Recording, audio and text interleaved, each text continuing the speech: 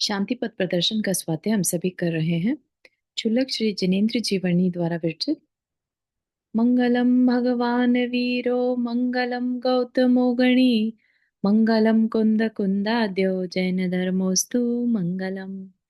नमो अरिहंताणम नमो सिद्धाणम नमो आयर्याणम नमो उवज्जायाणम नमो लोए सवसाहुणम। पंच परमेष्ठी भगवान की जय।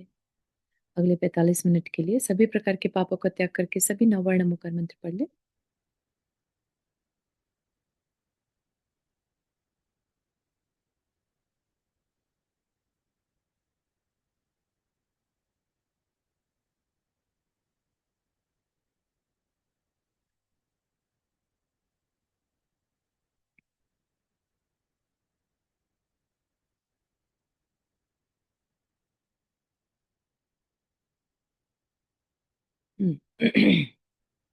आज हम 7 तत्वों में से आखिरी तत्व मोक्ष तत्व, ठीक है। 7 तत्वों के बारे में हम इतना डिटेल में क्यों जान रहे हैं? अगर हम विचार करें तो पता चलेगा कि मनुष्य बनना और मनुष्य बनकर जीवन जीना, जो कि हम सभी कर रहे हैं, कोई बड़ी बात नहीं है। जिस तरीके का जीवन हम जी रहे हैं ना, वो एक पशु भी आराम से जी लेता है। कैसे? जो संज्ञाएं हैं, है ना, 4 संज्ञाएं होती हैं। आहार संज्ञा, भय संज्ञा, मैथुन संज्ञा और परिग्रह संज्ञा। तो ये संज्ञाएं कह लीजिए, या अंदर की अर्जिज, ठीक है। अर्जिज के थ्रू सारे जीव जी रहे होते हैं, ठीक है। तो पशु भी पेट भरने के लिए खाता है, उसको भी डर लगता है तो वो अपना कुछ प्रोटेक्शन करेगा। उसको भी लगता है कि बस मैं कैसे थोड़ा बहुत इकट्ठा कर लूँ, सर्दियाँ आएंगी तो मुझे खाने को चाहिएगा तो इकट्ठा कर लूँ। ऐसे ही हम अपनी सोच के हिसाब से इकट्ठा करते हैं, है ना। और मैथुन हो गया दूसरे के साथ संबंध बनाने से। सभी करते हैं ये काम, ठीक है। पशु भी कर रहे हैं, मनुष्य भी कर रहे हैं, और अगर हम नारकी और देव तक जाएंगे तो वहां पर भी कुछ ना कुछ इनके अंश हमें मिल जाएगा, ठीक। तो ये सब तो सभी कर रहे हैं, फिर मनुष्य को इतना अच्छा क्यों कहा होगा? सोचने की बात है। मनुष्य एक ऐसा प्राणी है जिसके अंदर अपने को कंट्रोल करने की क्षमता है, ठीक है ना। ये चारों संज्ञाओं को कंट्रोल करना ही सबसे बड़ा टास्क है जीवन का, कि हम पूरा जीवन इसी में ही ना उलझे रह जाएं, ठीक है ना। तो जो पहला तत्व आता है जीव, है ना। तो जीव का मतलब यहाँ पर मनुष्य नहीं, जीव में सारे आ गए जीव, राइट। लेकिन एक मनुष्य एक ऐसा जीव है जो इन बाकी के तत्वों को पूरा पा सकता है, मोक्ष तक पहुंच सकता है। बाकी सबको कोई ना कोई रुकावट आ जाएगी। आश्रव भले ही सब कर ले, है ना, लेकिन संवर और निर्जरा एवं मोक्ष जो है वो सिर्फ और सिर्फ मनुष्य, वो भी कर्म भूमि का मनुष्य, ठीक। कर्म भूमि का ही मनुष्य क्यों? भोग भूमि का क्यों नहीं? क्योंकि भोग भोगते समय हम अपने कर्मों की निर्जरा नहीं कर सकते। शांति से हम भोग रहे हैं, इसका मतलब हम कर्म के फल को भोग रहे हैं, ठीक है ना। तो कर्म के फल को भोगना भी नए कर्म को बांधना होता है। भले ही बहुत मंद कर्मों का बंध हो उन्हें, लेकिन बंध तो होगा, है ना। वो पुण्य बांध लेंगे और कुछ नहीं, तो क्योंकि उनकी मंद कषाय है, किसी से झगड़ा नहीं, कुछ नहीं, तो वो पुण्य बांधते रहेंगे और देवगति में चले जाएंगे, ठीक है ना। लेकिन एक कर्म भूमि का मनुष्य ऐसा है जो भोगता नहीं है, कर्मों पर विश्वास करता है, कर्म पुरुषार्थ करता है, ठीक है ना। कर्मों की जो प्रक्रिया है उसको समझ कर पूरा, और उसकी घटाने बढ़ाने की पूरी प्रोसेस को वो अपने जीवन में अपनाता है और अपने आप को मोक्ष तक लेकर जा सकता है। बाकी कोई नहीं कर सकता, ठीक है। तो उस अपेक्षा से हम अपने आप को बहुत भाग्यशाली समझे। वो अलग बात है कि पंचम काल में ऐसा होते हुए देख पाना बहुत मुश्किल है। मतलब मोक्ष तो कोई भी नहीं जा सकता, है ना। तो ऐसे में सोचिए, अगर हम चतुर्थ काल के मनुष्य होते तो पता चला हमारे नेक्स्ट डोर ही कोई मोक्ष चला गया, है ना। या हम वाकई में किसी ऐसे केवल ज्ञानी, हम जंगल में गए और हमें वहां कोई केवल ज्ञानी मुनिराज दिखाई दे गए, या ऐसे मनुष्य हैं जो बहुत मंद कसाई हैं और अपने अपने बस धर्म ध्यान में लगे हैं, कोई मतलब नहीं है ना। तो मनुष्य, चतुर्थ काल का जो मनुष्य था, उसकी इच्छाएं सामान्य मनुष्य की अपेक्षा, कह रहे हैं इन जनरल, कम थी। ठीक, थोड़ी बहुत कोई कोई तीव्र कषाय वाला हो सकता है, लेकिन वो 5% या 1% केस होगा। आज की तरह 60-70% या 80% नहीं। आज तो हर कोई, सबके अंदर पेशेंस की कमी है और सभी चिल्लाते हुए या अपनी इच्छाओं की पूर्ति करने में भाग रहे हैं। ठीक है ना। तो पंचम काल का ये बड़ा दुख है। और जिसने भी अपना मरण कर लिया शांत परिणाम के साथ, है ना। अभी हमें बड़ी दुखद सूचना मिली थी, कुसुम आंटी की सन इन लॉ जो हैं वो हमारे बीच नहीं रहे। और लेकिन अच्छी बात यह है कि उनका मरण जो हुआ वो बहुत शांत परिणाम के साथ। तो वो जो जीव है वो अपनी यात्रा आगे की शुरू कर चुका है, और बड़े शांत परिणाम के साथ अगर शरीर का त्याग होता है तो नियम से, निश्चय के साथ देवगति ही मिलती है। ठीक है। तो हम और आप जो ये इतनी मेहनत कर रहे हैं, ये दुनिया से हटकर जीने की कोशिश कर रहे हैं, उसका सारा का सारा जो प्रोसेस है वो अपने परिणामों को शांत रखने का है। ठीक है। बार बार सोचिए, अगर हम चौथे में होते, चौथे काल में, तो हम क्या भाव करते। Don't compare your self in पंचम काल। भले ही हम पंचम काल में हैं, है ना, हर तरफ मारा मारी है, मान लिया, लेकिन ये जो कुछ हो रहा है, पंचम काल के जीव लेट से बहुत मात्रा में अगर नरक का बंद करते हैं, तो क्या हम वहां जाना चाहते हैं? नहीं। राइट। हम सब मोक्ष की इच्छा करते हुए कम से कम देव आयु का बंद कर पाए। ठीक है ना। तो उसके लिए हमारे परिणाम जो हैं वो बहुत शांति के होने चाहिए। इवन धर्म के कार्य करते हुए भी हमारे परिणाम शांत होने जरूरी है।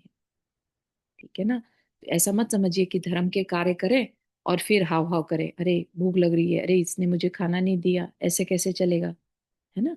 किसी के ऊपर डिपेंड होकर हम धर्म नहीं कर सकते। इससे तो अच्छा है हमें जो मिल रहा है, जो हमसे बन पा रहा है, उतने में काम चला लें और शांत रहें। सबसे इंपॉर्टेंट है शांत रहना। ठीक। उस शांति के परिणामों के साथ ही हम अपने संस्कार जो हमने बांध लिए थे, किसी वजह से हमने पास्ट में कोई तीव्र कषाय के परिणाम किए और पाप बांध लिया, है ना। ऐसा तो है नहीं कि हमने हमेशा से ही मंद कषाय रखी होगी। हमने बहुत सारी तरह के पाप भी किए हैं और उनके संस्कार, उनके कर्मा बैलेंस हम अपने साथ लिए घूम रहे हैं। ठीक है ना। तो अब हमें अगर उनको तोड़ना है तो हमें शांति और विशुद्धि के साथ उनको कम करना होगा। तो जहां तक हो सके विकल्पों से बचना। ठीक। तो कह रहे हैं, समस्त संकल्पों विकल्पों के मूल संस्कारों का निर्मूलन करके आत्यांतिकी शुद्धता व निर्मलता को प्राप्त, हे पवित्र आत्माओं, क्या मुझ पर दया न करोगे? मुझको भी शांति प्रदान कीजिए नाथ। ठीक।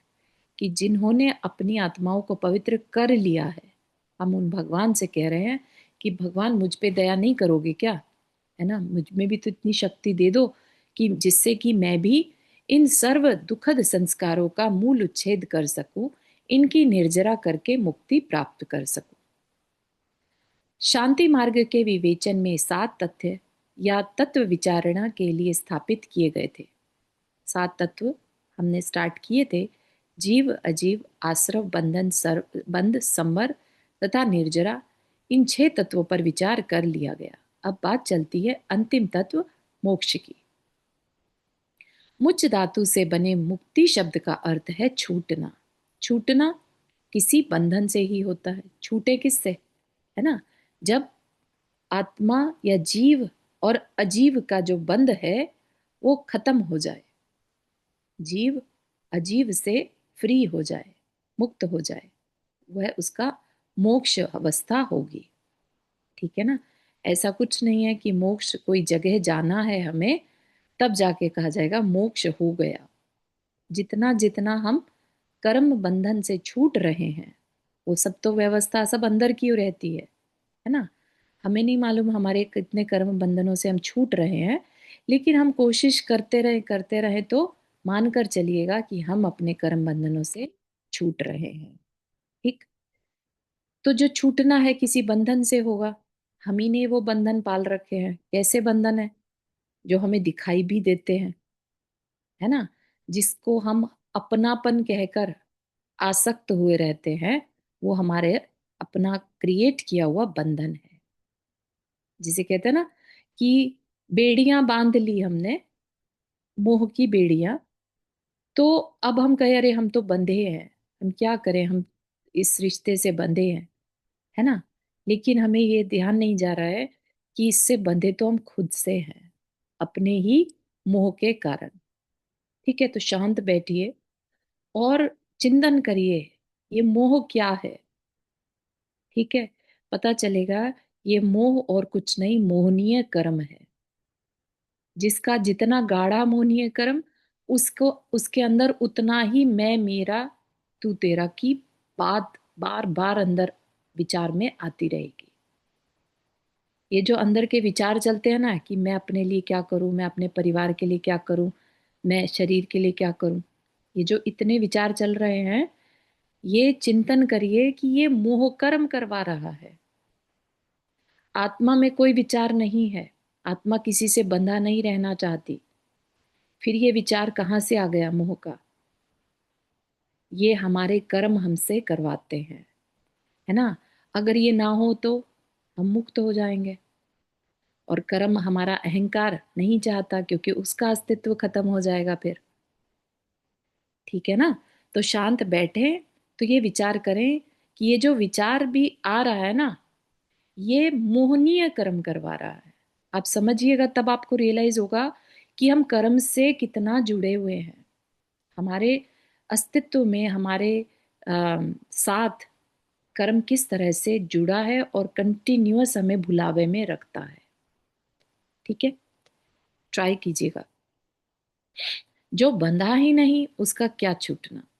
गाय रस्सी से बंधी है, रस्सा खुलने पर उससे मुक्त हो जाती है। सिंह पिंजरे में बंद है, निकल जाने पर पिंजरे से मुक्त हुआ कहा जाता है। वन में स्वतंत्र विचरण करने वाले सिंह की क्या मुक्ति। बंदी गृह में पड़ा बंदी ही मुक्त किया जा सकता है, स्वतंत्र नागरिक नहीं। ठीक। तो इसका क्या मतलब है? मुक्ति या मोक्ष जिसे हम कहते हैं, मुक्ति तो तभी होगी ना जब बंधन होगा। कोई ऑलरेडी फ्री है, किसी से बंधा नहीं है, तो क्या हम उसको मुक्त कहेंगे? जो बंधा हुआ है उसी को मुक्त कहा जाता है कि अरे वाह, मुक्त हो गया, मोक्ष पा लिया, है ना। जहां बंधन नहीं वहां मोक्ष नहीं, और जहां बंधन है वहां मोक्ष भी है। इसलिए मोक्ष हम सब पर अप्लाई होता है ना। सात तत्वों में से जीव अजीव बंद, आप आश्रव बंद, तो हम सब ने बंद किया हुआ है, बंधन है। ठीक है, कर्म का बंधन है हमारे साथ, और वही हमें मोक्ष की ओर लेके जाता है जब हम उससे छूटने की कोशिश करते हैं। मुझे अन्य पदार्थों की मोक्ष से कोई प्रयोजन नहीं, मुझे तो अपनी मोक्ष खोजनी है। मोक्ष खोजने से पहले अपना बंधन खोजना होगा। ठीक। बंधन क्या है हमारे लिए? हमारे अपना मोहनीय कर्म। जितने विचार आए ना, आप क्लियरली ये देख कर चलिए, ये मेरा मोहनीय कर्म है, ये मैं नहीं, ये मेरा मोहनीय कर्म है। फिर ऐसा लगेगा कि जैसे, तो मैं क्या हूं फिर? अगर ये मोहनीय कर्म है तो मैं क्या हूं? मैं इस विकल्प से रहित, इस विचार से रहित, है ना। और विचार क्या था? ये मेरा था, मुझसे छूट गया, है ना। तो ये जो मेरा था और मुझसे छूट गया, ये विचार कहाँ से आएगा? ये मोहनीय कर्म करवाएगा। ठीक है। और आत्मा का क्या रहता है? मेरा कुछ है ही नहीं, है ना। रियलिटी में तो जो जीव है उसका अपना क्या है, हमने पहले भी पढ़ा था, स्व वो खुद है, बाकी सब कुछ पर है ना, पर से बंधा है। तो अगर वो पर से वो हटा दिया जाए वो विचार, तो कुछ बचेगा ही नहीं। हम तो सिर्फ देखने जानने वाले हैं ना। अब विचार कीजिएगा उस पर थोड़ा सा, कि हम क्या हैं, देखने जानने वाले, है ना। हम इन संयोगों को भी देख रहे हैं और इन वियोगों को भी देख रहे हैं। बाहर में खोजने पर तो कोई बंधन दिखाई देता नहीं। बंदी तो मैं हूं नहीं, कुटुंब आदि ने भी मुझे पकड़कर बैठा नहीं रखा। स्वयं मेरी कल्पनाएं ही बंधन है, और इसलिए इन कल्पनाओं से छूटने का नाम ही मोक्ष है। एक अभी एक रिसेंट एक मूवी आई है, अम, काली समथिंग लापता, है ना। अम, अभिषेक बच्चन की है वो। उसमें बिल्कुल यही चीज को यथार्थ रूप से दिखाया है कि वो अपने भाई बहनों के लिए जीता है। अचानक से उसे एक बीमारी हो जाती है जिसमें उसको कुछ याद नहीं रहता, है ना। भूलने सा लगता है, ऐसा पूरी तरह नहीं लेकिन भूलने सा लगता है। अब उसकी बीमारी पे खर्चा बढ़ जाता है। उसने अपने भाई बहनों की वजह से शादी भी नहीं करी कि उनका घर बस जाए, है ना। पेरेंट पहले से ही नहीं थे, तो उसने अपना सारा जीवन उनके लिए दे दिया। और जब वो खर्चा बढ़ गया तो भाइयों ने सोचा, अरे अब इस पे खर्चा करके क्या फायदा, इसके तो मरण निश्चित है, क्यों इस पे बेकार खर्चा करें, चलो इसे कुंभ के मेले में छोड़ आते हैं, है ना। और वो उसे ले गए और वहां पर छोड़ आए। ठीक है, तो बाद में उसे फिर रियलाइज हुआ। पहले तो वो बोलता रहा मुझे घर जाना है, मुझे घर जाना है, मैं घर से बिलोंग करता हूँ। तब किसी ने उसको जब बोध दिया, समझाया कि किस घर की बात कर रहे हो, उस घर की जो तुम्हें कुंभ में छोड़ा है, जो तुम्हें तुम्हारे कभी थे ही नहीं, है ना। तो ये तो उस पर्सन ने अपना मान रखा था, उनके साथ चिपका हुआ था कि वो मेरे हैं, बाकी सारी दुनिया मेरी नहीं है, मैं वो सिर्फ मेरे हैं। तो अम, इतना ज्यादा हम अपने आप को दूसरों से जोड़ कर रखते हैं, क्योंकि हम खुद डरते हैं उस चीज से कि हम अकेले रह गए तो, इस दुनिया में हमारा कोई नहीं होगा तो, है ना। जबकि सोल जो है वो बिल्कुल अकेली ही है। आप अकेला अवतरे, मरे अकेला होए। ठीक है ना। फिर हम क्यों इतना घबराते हैं उस अकेलेपन से। रुक्मणी आंटी आपने हाथ रेस किया। हाँ जैसे चारू, भाई मैं वैसे पिक्चर देखती नहीं, लेकिन ये पिक्चर सोच के लग रहा है कि देखनी चाहिए, तो तेरा नाम लिखना इसका। जी बिल्कुल भेजूंगे। ठीक है, क्योंकि अच्छी थोड़ी सी हाँ जी, नॉलेज ये वाली है तो। देखने लायक है, बहुत प्यारी सी बनाई है। हाँ आप तो भेजना इसका नाम, वैसे मैं पिक्चर देखती नहीं लेकिन ये देखूंगी। जी ओके, थैंक यू। जी। मैं इसको ग्रुप में शेयर कर दूं? हाँ, आपको मिल गया क्या? हाँ, मिल गया। बढ़िया। Yes please. ठीक है। तो बात ये है कि कुछ भी हम करें, देखें, हम अपने आप को बोध देते रहें, क्योंकि ये जो समय है ना, ये हार्ड है, बहुत हार्ड है। दुनिया एक तरफ जा रही है और इस तरह से हम बहाव के दूसरी तरफ जाने की कोशिश कर रहे हैं। ठीक है ना। तो इसलिए हमें एक दूसरे को सपोर्ट भी करना है, और एक दूसरे का स्थितिकरण जिसे कहते हैं ना, एक सोचे कि मैं कैसे रहूं अकेले, तो इतने सारे अपन लाइक माइंडेड पीपल हैं, तो अकेले कहाँ, है ना। तो उस तरह का एक भाव भी अपने अंदर आना चाहिए कि हम सभी तो अकेले हैं और हम सभी एक दूसरे के साथ भी हैं। ठीक है ना। तो हमारी खुद की कल्पनाएं ही बंधन है, और इसलिए इन कल्पनाओं से छूटने का नाम ही मोक्ष है। अर्थात अंतरंग में पुष्ट हुए संस्कार जिनके प्रेरित होकर मैं ये संकल्प विकल्प कर रहा हूं, उनसे छूटने का, उनके विनष्ट होने का नाम ही मेरी मुक्ति है। ठीक है। इसीलिए अन्य धर्मों में को देखते रहने को कहा गया। बस सांस को लेते देखते रहो। ठीक है। क्यों देखते रहो? कि उस समय अगर हम सांस पर अपना ध्यान लगा दें तो हमारा जो संकल्प विकल्प है वो बहुत कम हो जाते हैं, है ना। और अगर आ भी रहे हैं तो हम उनको भी देखने की कोशिश उस समय कर सकते हैं।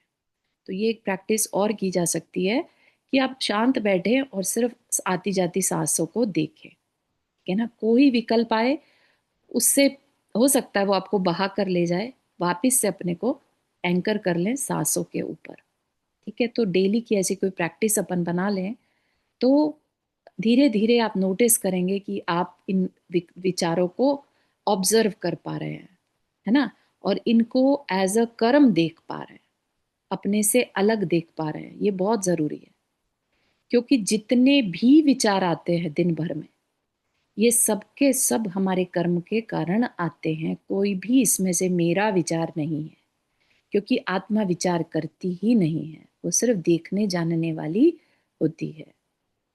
ठीक है ना।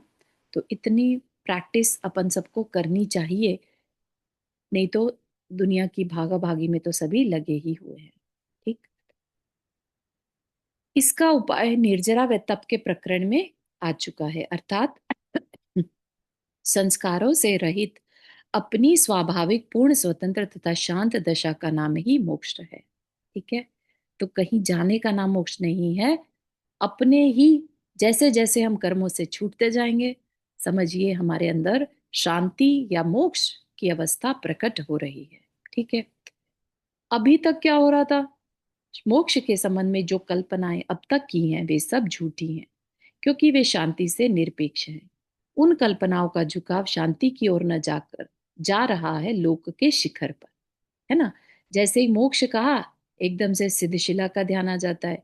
फिर ध्यान आता है, अरे वहां पर जाएंगे तो कैसे हमें मन ना लगा तो, है ना, वहां पर किसी और सिद्ध के पास से कोई स्मेल आ रही होगी तो, हमें ना अच्छा लगा तो, है ना। इस तरह की बातें दिमाग में आती हैं, कईयों के मन में आती हैं जब तक जानकारी ना हो तो। ठीक। तो कल्पनाओं में क्या आता है, लोक के शिखर पर या आकाश के किसी विशेष क्षेत्र की ओर, अथवा अनुमानतः किसी पत्थर की बनी हुई शिला की ओर, अथवा पहले से विराजमान अनेक शुद्ध आत्माओं की ओर, और इसलिए अनेकों संशय व संदेह उत्पन्न हो रहे हैं उनके संबंध में। भले ही मुख से कहता हुआ डरता हूं कि कहीं गुरु वाणी के प्रकोप का भाजन न बन बैठूं, पर इस तरह मुख बंद कर लेने से हृदय की शंकाएं तो टल नहीं जाती। बिल्ली के आने पर यदि कबूतर आंख मूंद ले तो बिल्ली तो टल नहीं जाती। अंतरंग में झुककर देख, कुछ इस जाति के अनेकों संशय भरे पड़े हैं वहां या नहीं, है ना। कैसे संशय, कहीं कभी कभी आ सकता होगा मन में, क्या रखा है मोक्ष में, कुछ न खाने को न पीने को, कुछ न बैठने को न सोने को, न चलने को न फिरने को, न सैर करने को, न सुसज्जित महल रहने को, और न मोटर न गाड़ी न जहाज घूमने को, न भाई बंधु बोलने को, न सुंदर स्त्रियां भोगने को, कुछ भी तो नहीं वहां। बैठे रहो मुख सिए, बराबर में अनेकों बैठे रहे वहां पर सब गुमसुम, मानो पत्थर के बुत गढ़कर बिठा दिए हों। यह भी कोई जीवन है। ज्ञान ज्ञान की रट सुनते हैं, पर क्या करें उस ज्ञान का, ओढ़े या बिछाएं। किसी को बताया तक न जा सके, कुछ नया आविष्कार निकाला न जा सके, हुआ ना हुआ बराबर, है ना। क्या है ये सोच रहे हैं सिद्ध शिला पर जाकर क्या ही मिल जाएगा, क्यों इतने एफर्ट मारने। आज इस उन्नति के युग में जब चारों ओर ज्ञान का चमत्कार दिखाई दे रहा है, ऐसे ज्ञान का क्या मूल्य।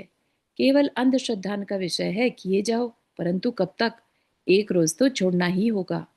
मुझे नहीं चाहिए ऐसी मोक्ष। वर्तमान में क्या कमी है मेरे पास, बड़े बड़े महल, कीमती से कीमती वस्त्र अलंकार, घूमने को मोटर जहाज, बैठने सोने को खूब गद्देदार डनलप पिलो के सोफा सेट पलंग, खाने को स्वादिष्ट से स्वादिष्ट व्यंजन, भोगने को देवांगना सरी की स्त्री, बाल बच्चे और क्या नहीं। इन सबको छोड़कर एक शून्य स्थान में जाऊं, जहां इनमें से कुछ भी नहीं, पड़े रहो अकेले, इतना भी नहीं कि अपना गम किसी को सुना दूं। अरे मोक्ष कहते हैं इसे, कोरी कैद है। भगवान बचाए इस मोक्ष से। भला खाली बैठे रहना कहीं शोभा देता है मनुष्य को, ना भाई ना। कोई बहुत बड़ा राजपाट भी दक्षिणा में दे और कहे कि किसी प्रकार मोक्ष ले लो तो ना लो, फिर ये नित्य की मोक्ष की रटना क्यों। मुझे क्या पता था कि वह मोक्ष इस प्रकार की होगी। मैं तो समझा था कि कोई आकर्षक वस्तु होगी, सारा जगत जिसके गुणगान करता है। सोचता था कि वह कुछ तो होगा ही, परंतु खोदा पहाड़ और चुहिया भी तो न निकली। भला कौन स्वीकार करेगा जड़ सम बनकर पड़े रहना? किसे अच्छा लगता है सोफा सेट को छोड़कर पत्थर की शिला पर पड़े रहना? यूं ही अचेत सा।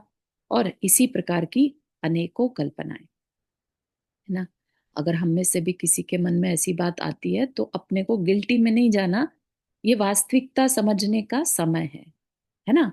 ऐसी बात आ सकती है तभी तो बताई जा रही है, ठीक है ना। भला विचारिए तो सही कि फिर इस मोक्ष की ये रटंत क्यों? इसमें सांप्रदायिकता के अतिरिक्त और है ही क्या, है ना। जैन शास्त्र पढ़ रहे थे, सबने बोला मोक्ष पद प्राप्त फलम निर्वपामीति स्वाहा, है ना। तो मोक्ष कुछ तो होता होगा, कुछ अच्छा ही होगा जो पूजा में है, इसलिए मुझे भी मोक्ष चाहिए। ये क्या हो गया? ये कुछ और नहीं, सांप्रदायिक हमारी पूजा में आता है।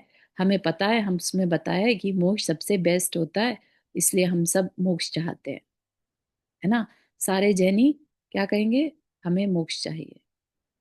और जब जैनी मोक्ष चाहिए वर्ड कहे बिना समझे, तो ये क्या है? सांप्रदायिक। अपने संप्रदाय में कहा गया है, मेरे गुरु ने कहा है तो मुझे तो मानना है, जबकि क्लैरिटी कुछ है नहीं,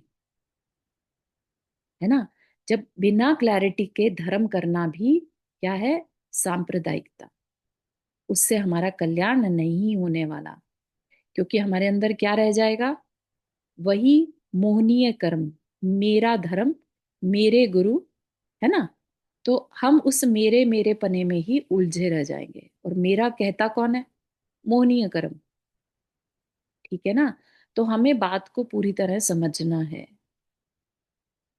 जहां मेरापन आ गया, जबकि धर्म ऐसी चीज है जो सबके लिए है। धर्म क्या है? अभी एक विचार आ रहा था, देखिएगा आप लोगों को सही लगता है तो। कहते हैं कि पंचम काल तक के अंत तक धर्म होगा, ठीक है, छठे में नहीं होगा।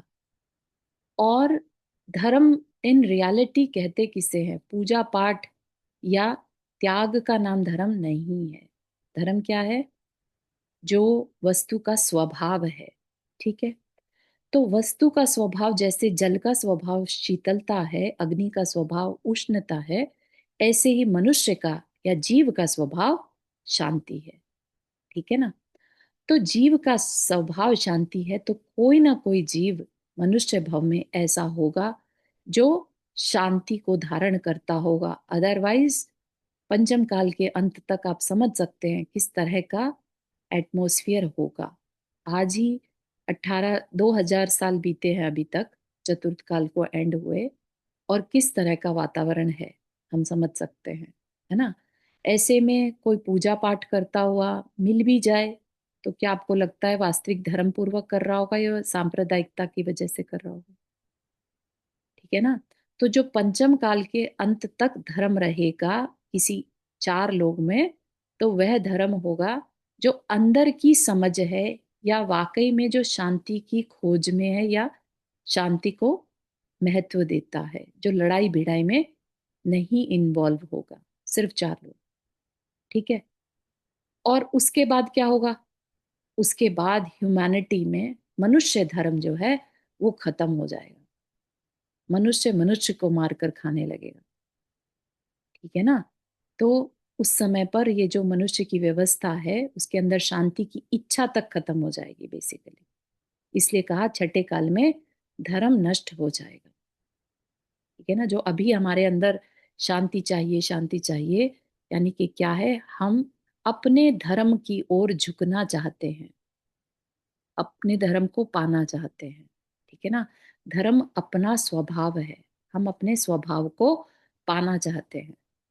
लेकिन छठे काल में हो जाएगा कि अपना स्वभाव क्या है, कौन केयर करता है, कोई उस स्वभाव की चर्चा, शांति नाम का जो है वो गायब हो जाएगा, ठीक है ना। तो ऐसी एक थॉट आया था तो शेयर किया आप लोग के साथ। कुछ रूढ़ियां व पक्षपात और हंसी आ जाती है आज मोक्ष का नाम सुनकर। पुराने जमाने की बात कहाँ से लाए हो निकालकर विज्ञान के इस युग में। भाव मोक्ष, मोक्ष का स्वरूप समझे बिना कैसे दबा सकेगा इन विकल्पों को। ठीक है ना, मोक्ष का स्वरूप समझे बिना, और किनको दबाना है, विकल्पों को, है ना। अभी बताया विकल्प क्यों उठ रहे हैं, कर्म के कारण, है ना। तो मोक्ष का स्वरूप समझे बिना कैसे दबा सकेगा इन विकल्पों को। अगर हम इसी लाइन को समझने की कोशिश करें तो मोक्ष का स्वरूप क्या है, मोक्ष का स्वरूप है अपना वास्तविक स्वरूप, राइट। और अपना वास्तविक स्वरूप क्या है, हम क्या है, देखने जानने वाले, अरूपी, है ना। तो जो हम हैं, जब हम अपने को पाले वो मोक्ष, राइट। तो वो मोक्ष कब खत्म होगा, जब हमारे अंदर के संकल्प विकल्प खत्म होंगे। ठीक है ना। तो मोक्ष का स्वरूप समझे बिना हमारा मन भी कैसे होगा इन विकल्पों को दबाने का या खत्म करने का, है ना। क्यों मेहनत करें हम इतनी, क्योंकि हमें अपना वास्तविक स्वरूप समझ में आ गया, हम कौन है, तब तो हम मेहनत करेंगे। ठीक है ना। और ये बात कि हम कौन है, ये कहाँ से स्टार्ट होती है, श्रद्धान से। इसीलिए सम्यक दर्शन को सबसे पहले रखा मोक्ष के मार्ग में। सम्यक दर्शन ज्ञान चारित्राणी मोक्ष मार्ग। अगर श्रद्धा ही नहीं है तो उस नॉलेज का भी क्या ही करेंगे, और उस पर चलकर भी क्या ही होगा। कितना भी हम पूजा पाठ कर लें, कितना भी त्याग कर दें, लेकिन अगर हमें श्रद्धा है ही नहीं अपने वास्तविक स्वरूप पर, तो फिर हम करके भी क्या करेंगे, भेड़ चाल ही हो जाएगी ना। ठीक है ना। तो ये कल्पनाएं दबाए बिना क्यों करने लगा इतने बड़े तपश्चरण आदि का परिश्रम। अतः भाई मोक्ष तत्व को जानना अत्यंत आवश्यक है। ठीक है ना।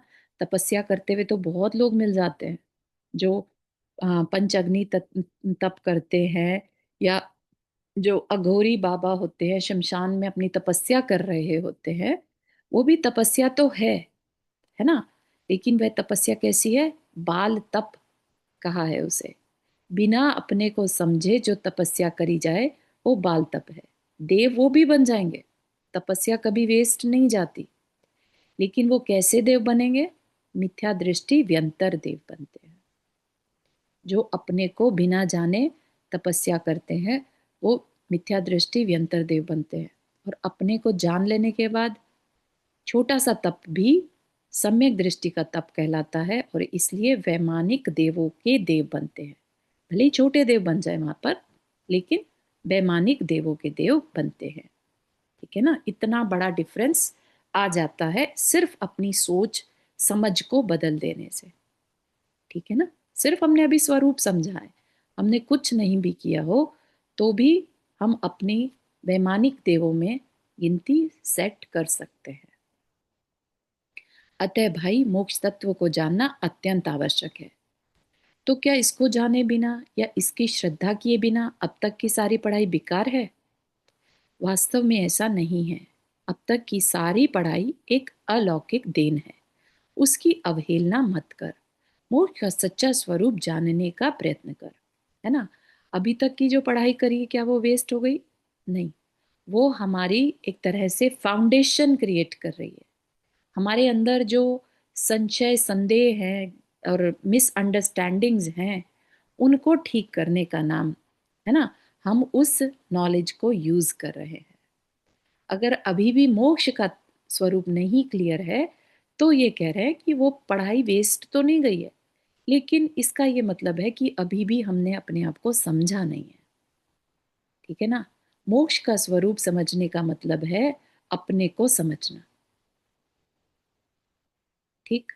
तो मोक्ष कोई जगह का नाम नहीं है, मोक्ष अपनी ही एक अवस्था का नाम है। तो अपनी उस अवस्था को, जैसे दूध में हम घी देख पाते हैं, हालांकि उसमें दिखता नहीं है, लेकिन फिर भी हमने चाहे उसकी प्रोसेस का ज्ञान किया था, हमने उसको करते हुए देखा था, है ना। तो हम जैसे ही दूध देखते हैं तो हम उसमें घी भी देख पाते हैं। ये क्या है, श्रद्धान है। उसकी अल्टीमेट अवस्था का हमें नॉलेज है, वो पॉसिबल है, ये श्रद्धान है ना। दूध में से घी निकल सकता है, एक प्रोसेस अगर फॉलो की जाए तो ये भी एक श्रद्धान है। जब करेंगे तब करेंगे। कैसे करेंगे ये भी एक नॉलेज इकट्ठी करने की बात है, लेकिन श्रद्धांत तो है। तो वही कहा जा रहा है, मोक्ष का नाम जब भी सुनो तो अपनी एक अवस्था, क्लैरिटी होनी चाहिए। जैसे घी वर्ड सुना तो हमें पता है वो घी कैसा है ना, एग्जैक्टली। मक्खन को तो घी नहीं कह देते ना। अगर हम मक्खन को घी कहने लगेंगे या दही को घी कहने लगेंगे, कहते रहे, कहने वाला तो उसको क्या कहा जाएगा, मूर्ख कहा जाएगा, है ना। इसका मतलब उसने कभी अल्टीमेट शुद्ध जो उसकी अवस्था है उसको देखा ही नहीं या जाना ही नहीं, है ना। तो उसका सारा ज्ञान क्या हो गया, मिथ्या हो गया, ठीक है ना। उसने जो अभी तक शोर मचा रहा था, दूध में घी निकलता है, दूध में घी निकलता है, और जब दही जमाई तो उसको कह रहे देखो घी बन गया, तो क्या हो गया, ये उसकी मूर्खता। कभी भी वो घी पा नहीं सकेगा। तो इसलिए जो पाना है उसकी क्लैरिटी होना जरूरी है, ये कहा जा रहा है, ठीक है ना। तो मोक्ष क्या है, मोक्ष कोई जगह का नाम नहीं है, मोक्ष अपनी ही अवस्था है, ठीक। लोक शिखर में स्थित आकाश के किसी टुकड़े का नाम मोक्ष नहीं, मोक्ष शिला का नाम मोक्ष नहीं, वहां पर विराजे पूर्व आत्माओं के संपर्क का नाम मोक्ष नहीं, तेज में तेज की भांति अपने से भिन्न किसी सत्ता में समा जाने का नाम मोक्ष नहीं, दीपकवत बुझकर अपनी सत्ता नष्ट कर देने का नाम मोक्ष नहीं, ज्ञान के अभाव का नाम मोक्ष नहीं, जड़ बनकर पड़े रहना भी मोक्ष नहीं। इतना कुछ प्रयास ऐसे मोक्ष के लिए नहीं किया जाता। कितना प्रयास, तप आदि जो करा जाता है, जो श्रमण बना जाता है ना, जो अवस्था अपनी निर्ग्रंथ अवस्था है, या जो अंतर मुहूर्त में केवल ज्ञान हो जाने का प्रयास है, वो कैसे ऐसे मोक्ष के लिए नहीं किया जाता जो ऊपर बताया गया, है ना। ऐसा मोक्ष लेना तो बहुत आसान है, खूब भरकर पाप करो, बस मिल जाएगी ऐसी मोक्ष, है ना। कैसी मोक्ष, जहाँ किसी के साथ बैठना हो, गुमसुम होकर पत्थर की शिला पर बैठना हो तो बैठ जाओ ना, कहीं पर भी शिला देखो और बैठ जाओ, हो गया मोक्ष क्या, नहीं, है ना। कह रहे ऐसी मोक्ष तो बहुत आसान है। निगोद का रूप धारण करके पड़े रहोगे सागरों के लिए अचेत। अगर गलत नॉलेज रखेंगे तो क्या होगा, हमारा अकल्याण होगा। आज तो ये मनुष्य भव जैन कुल मिल गया, है ना, शास्त्र स्वाध्याय मिल गया, और हमने इसको ठुकरा दिया ना, इस पे फॉलो किया, तो ना थोड़ी सी मेहनत और करी कि नहीं अब मुझे तो अपने स्वरूप को समझना ही है। अगर हमने उतनी दृढ़ता नहीं लाई अपने अंदर, तो क्या होगा, फिर पता नहीं किस पर्याय में जाकर पढ़ सकते हैं, ठीक है ना। भले ही हम देव बन जाएं, लेकिन मिथ्या दृष्टि देव बने ना, तो मिथ्या दृष्टि देव अगले भाव में कहता है मुझे ये देव का जो सुख है ना, ये नहीं छोड़ना, नहीं छोड़ना, नहीं छोड़ना, इससे तो अच्छा ऐसी जगह जाऊं, एक इंद्रिय बन जाऊं, मुझसे दुख नहीं देखे जाते, है ना। और फिर एक इंद्रिय बन जाएंगे, और फिर वापिस से वही सारी यात्रा शुरू, है ना। तो अभी जो अपना समय है, बहुत क्रूशल और इम्पोर्टेंट टाइम है ये अपने पास, है ना। हम सबके पास ले दे के ज्यादा से ज्यादा मैक्सिमम कहो तो 20-30 साल है, which is a very short time, ठीक है ना, बर्बाद करने के लिए नहीं है भाई। मोक्ष इतनी तुच्छ सी वस्तु नहीं, वहीं से दृष्टि हटा, मोक्ष को बाहर में मत खोज, अपने अंदर में देख, उसी प्रकार जैसे कि अब तक आश्रव वन संबर निर्जरा आदि को देखता आया है। मोक्ष किसी क्षेत्र का नाम नहीं है, बल्कि तेरी अपनी ही किसी दशा विशेष का नाम है, जिसमें न संकल्प है, न विकल्प, न राग, न द्वेष, न इच्छाएं, न चिंताएं। अच्छा, अब ये बहुत अच्छे से समझना। कल I want everybody to try this, ठीक है। शांति से बैठना है, चिंतन करना है मोक्ष के बारे में, और ऐसा सेट करना है कि ऐसे थोड़ी देर के लिए ऐसे बैठना है कि जहां न संकल्प हो, न विकल्प, न राग, न द्वेष, न इच्छाएं, न चिंताएं, ठीक है, न किसी बाह्य पदार्थ का ग्रहण व त्याग, न उनमें इष्टता अनिष्टता, केवल एक साम्य भाव, ठीक है। ना कोई पुत्र, ना कोई पिता, ना बहन, ना माता, ना कोई मित्र, ना शत्रु, न कोई राजा न रंक, यानी कि अपनी कोई उपाधि को याद नहीं रखना है। जहां है एक साम्यता, शांत बिल्कुल, कुछ मिला तो ठीक, नहीं मिला तो ठीक।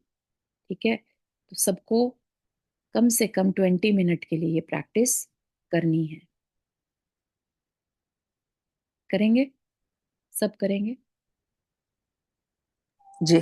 विकल्प मुक्त होकर महसूस करना है कि हम हैं कौन। ठीक है, और सबके सब अपना एक्सपीरियंस शेयर करेंगे कि क्या निकल के आया 20 मिनट बाद। इट्स ओके अगर कोई कहे कि मेरे तो 20 मिनट के लिए ध्यान लगा ही नहीं, इट्स टोटली ओके। ठीक है ना, लेकिन I want to hear from everyone कि उनका एक्सपीरियंस क्या रहा। ऐसे शांत होकर बैठे तो क्या फील हुआ। ठीक है ना। हम्म। जहां है साम्यता व शांति, विकल्प उठने को अवकाश नहीं। प्रेरक संस्कारों का आत्यंतिक विच्छेद जो किया जा चुका है पहले भी। विकल्पों के अभाव में शरीर का निर्माण किस लिए करें, वह यहाँ पे लिखा हुआ समझ में नहीं आ रहा। भिन्न भिन्न रूप क्यों धारे, क्यों किसी को पुत्र मित्र आदि बनाए, किसके लिए यह सब जंजाल मोल लें, किसके लिए धन कमाए, किसको वस्त्र पहनाए, किसके लिए भोजन बनाए, किसको पढ़ाए लिखाए, किसकी रक्षा करें, तथा किसके लिए भीख मांगे। जहां विकल्प ही नहीं वहां इच्छा किस बात की।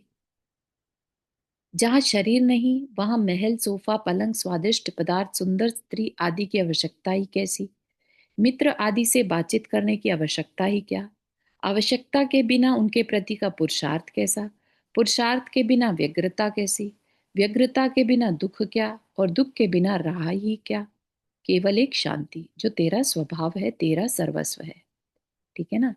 तो ये क्या है, ये सब कुछ हमारी सोच पर डिपेंड करता है। ठीक है ना। शरीर है तो रिश्ते हैं, रिश्ते हैं तो मोह है ना। मोह है तो सारे विकल्प हैं। ठीक है ना। और अगर ये सब ना हो तो किसी तरह का पुरुषार्थ नहीं, कोई विकल्प नहीं।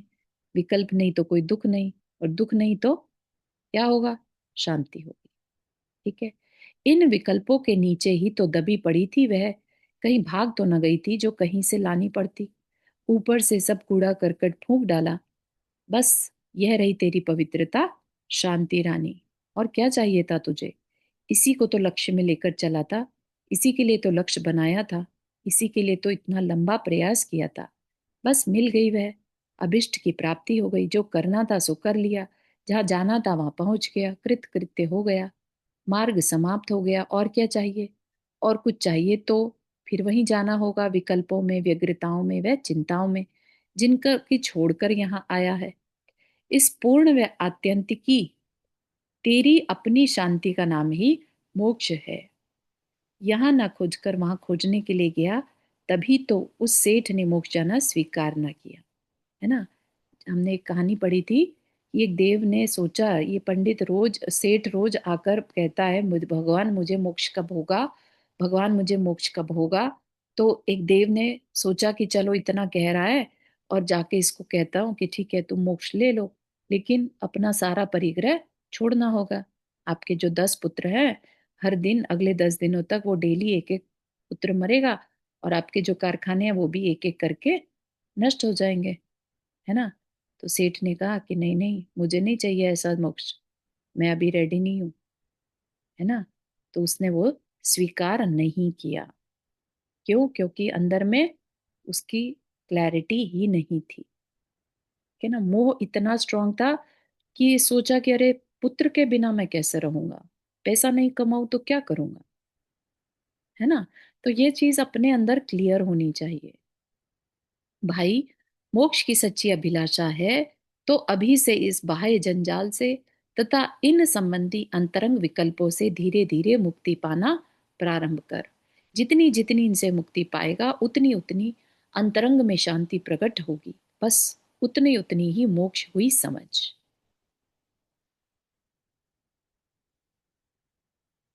ठीक है ना। तो यहाँ तक हमारे 5 चैप्टर हुए। आप देखिए इसके बाद सम्यक दर्शन कहा, क्योंकि अगर हम तत्वार सूत्र जी का सूत्र देखते हैं तो क्या कहा?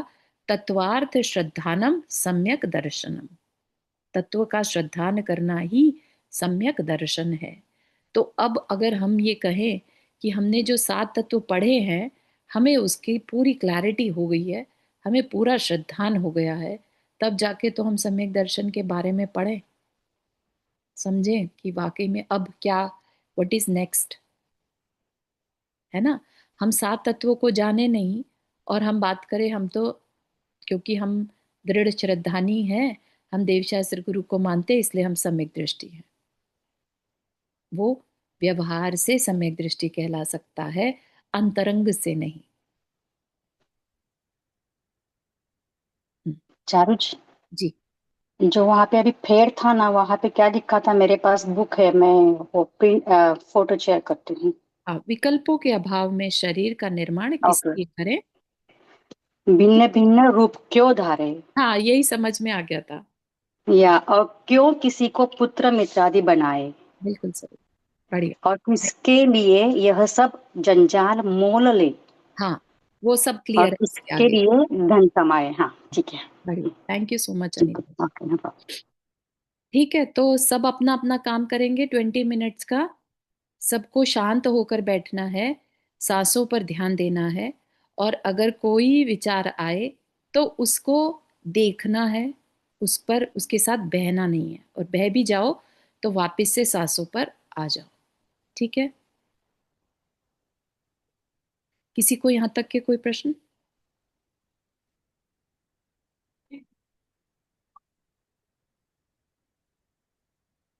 हम्म, जिनवानी थी, कुछ कह रहे हैं? चारू, हाँ हाँ जी। तुमने 20 मिनट का, यहाँ तो 5 मिनट ही ऐसे ध्यान कर लो तो बहुत लगेगा। हाँ, कोई नहीं, 20। जिसपे मिनिमम 20 मिनट मैक्सिमम चलिए मान लीजिए, लेकिन करना है, ठीक है ना। ओके। 15 ओके, मिनट कर लीजिए। चलिए कोशिश करते हैं। जी। मान लो तो हो जाती, माला फेरो तो तब तो माला ध्यान लग नहीं, जाता। नहीं माला नहीं, सिर्फ सांसों पर ध्यान देना है 15 ओके। मिनट ठीक है। ओके। ओके। और एक चीज, तुमने जो पिक्चर कही वो अभिषेक बच्चन का है ना? तुमने मुझे कुछ सुना? हाँ जी। बल लेकिन जो इसने भेजी है उसमें अभिषेक बच्चन नहीं है, जो नंदा जी ने भेजी है। Okay, I will check, I will let you to know. हाँ, तुम चेक करके जरा भेजना दोबारा, ठीक है? जी। Okay, thank you. हम्म, जय जी ने। जी जय जी।